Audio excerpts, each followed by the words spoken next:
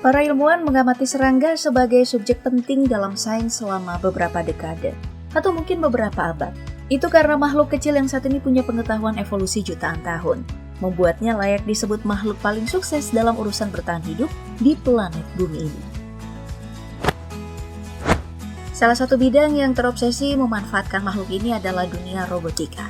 Namun bukannya menciptakan teknologi mekanik yang meniru kerumitan serangga dengan jutaan tahun evolusinya, para peneliti ini lebih cocok disebut membajak serangga karena menjadikan mereka cyborg.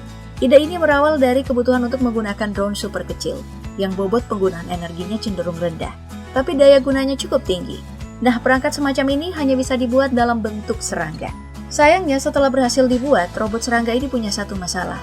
Biayanya cukup mahal dan proses produksinya jadi lebih rumit. Makanya, para insinyur dari beberapa kampus di Amerika dan Singapura mulai bereksperimen dengan cara lain. Sampai akhirnya, ditemukanlah teknologi untuk mengontrol penerbangan kumbang secara nirkabel.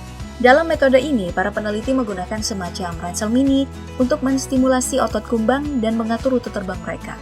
Sedangkan untuk mengontrol gerakan dasar di luar penerbangan, mereka menanamkan microchip ke dalam tubuh serangga lewat prosedur bedah, yang nantinya akan menghubungkan saraf dan otot serangga dengan sirkuit listrik dalam chip.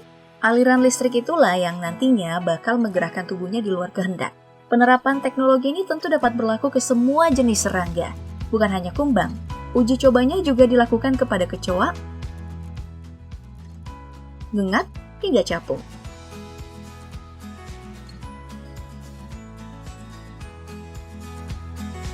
Lalu, apa sebenarnya tujuan eksperimen ini dilakukan? Para peneliti tentu punya banyak alasan, mulai dari mencari korban selamat dalam peristiwa bencana alam, kemudian bisa digunakan dalam dunia militer dan intelijen untuk memata-matai musuh, hingga untuk dunia sains itu sendiri. Ini bisa digunakan untuk mengamati tempat-tempat yang sulit dijangkau oleh manusia. Tentu, sebagai teknologi, serangga cyborg juga punya masalah sejumlah kelemahan dibanding robot yang sebenarnya. Tentang hidup mereka nih misalnya, itu sangat terbatas. Namun di luar faktor ini, ada beberapa keuntungan lain, seperti populasi serangga yang besar, serta kemampuan pemulihannya yang relatif cepat.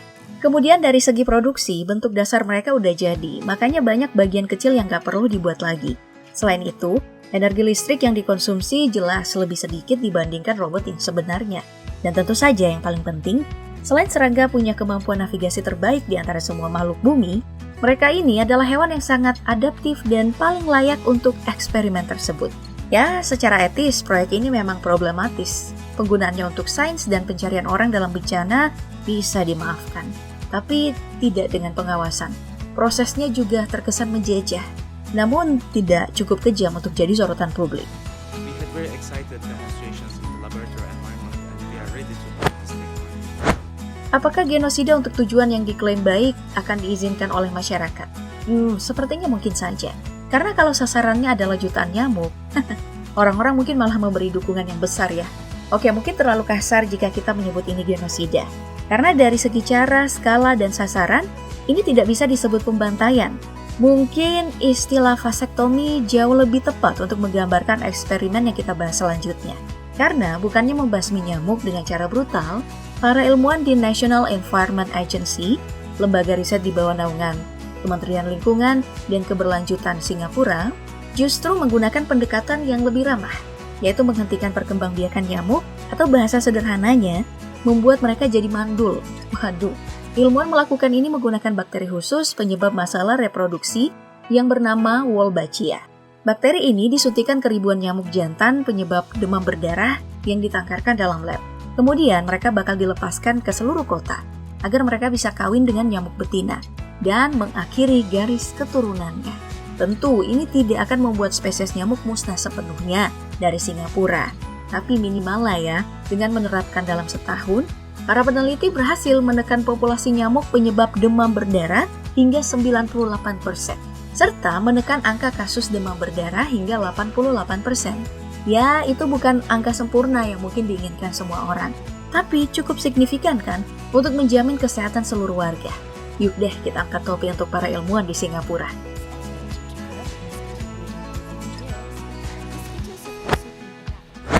Sekarang mari kita coba hal yang sedikit berbeda dari sebelumnya. Bukan lagi belajar dari eksperimen para ilmuwan di laboratorium canggih mereka, tapi sebuah video random pendek di TikTok. Oke, ini hanya selingan aja ya. tidak usah tegang. Percobaannya adalah menguji kerjasama 2 ekor lebah saat terpisah dari koloni yang besar. Apakah mereka mampu?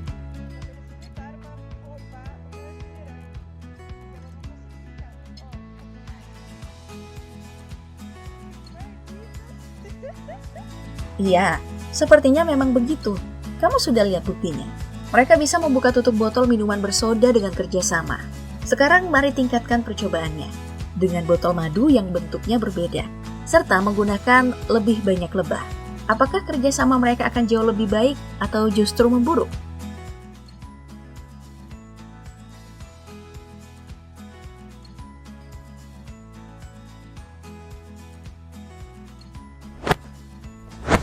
Ya, sangat jelas, mereka ini sukses, dan itu tidak mengherankan, karena lebah memang terbiasa dengan kerjasama, bahkan tidak bisa hidup tanpanya.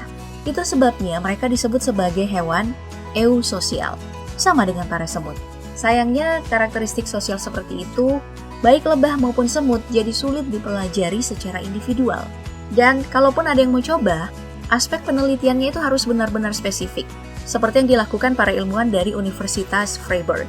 Bukannya membuat satu kotak kaca yang memaksa semut hidup sendirian dan merana, mereka ini justru merancang treadmill khusus untuk hewan ini, dengan tujuan mengungkapkan rahasia navigasi mereka.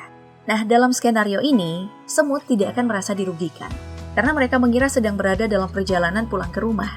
Dan spesies yang dipilih dalam percobaan ini adalah seekor semut gurun. Alasannya karena spesies inilah yang diketahui mampu menemukan dan melakukan perjalanan ke sarangnya dalam waktu yang cepat, dengan cara melacak jumlah langkah yang mereka tempuh dari perjalanan sebelumnya. Selama percobaan ini, para peneliti mengambil informasi unik tentang navigasi secara langsung dari otaknya semut, dan hasilnya nanti akan digunakan untuk mengembangkan robot serangga seperti pembahasan di awal video tadi. Tentu, dalam eksperimen ini, treadmill yang digunakan oleh semut akan berbeda dari yang kamu temukan di gym ya. Bentuknya itu lebih mirip dengan bola ringan yang dapat bergerak ke segala arah. Peralatan semacam ini sebenarnya telah digunakan dalam penelitian hewan kecil sejak tahun 1960-an. Namun sensitivitasnya di masa lalu masih kesulitan mengikuti gerakan cepat kaki kecil semut. Makanya para peneliti dalam eksperimen ini memodifikasi beberapa bagian. Bolanya diganti jadi styrofoam berongga agar lebih responsif terhadap gerakan semut. Kemudian untuk pelacakan mereka menggunakan sensor mouse optik. Sedangkan untuk merekam proses kerja otak mereka, para peneliti menggunakan kalung kecil yang terbuat dari benang gigi untuk direkatkan ke punggung semut dan dihubungkan ke peniti yang tergantung di atas bola.